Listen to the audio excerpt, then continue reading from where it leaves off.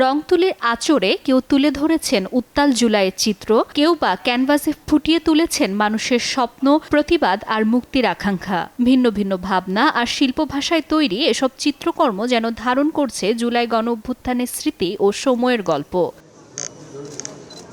ক্যানভাসে কখনো প্রতিবাদের ভাষা, কখনো স্বপ্নের রং, আবার কোথাও উঠে এসেছে মুক্তির আকাঙ্ক্ষা। শিল্পের এই বহুমাত্রিক প্রকাশে জুলাইয়ের দিনগুলোকে নতুন প্রজন্মের সামনে তুলে ধরার চেষ্টা করেছেন শিল্পীরা।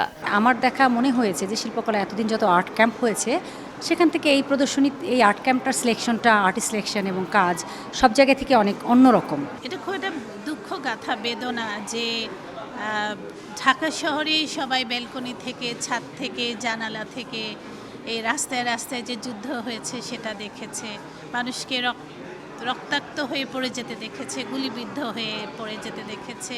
আন্দোলনের মাধ্যমে স্বৈরাচার সরকারকে যে দেশ থেকে বিতাড়িত করেছেন তারই ইতিহাস আজকের এই প্রদর্শনীর বিষয়।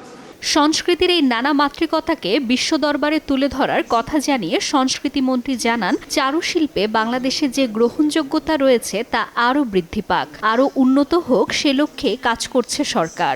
অত্যন্ত গুণগ্রাহী, মনোমুগ্ধকর আমাদের সেই চিত্রশিল্পটাকে আমি সেদিন উপভোগ করলাম। রাজধানীর শিল্প একাডেমিতে সোমবার শুরু হওয়া ক্যানভাস 24 মুক্তির মোকাম আর্ট ক্যাম্প ও প্রদর্শনী চলবে আগামী 10 সেপ্টেম্বর পর্যন্ত।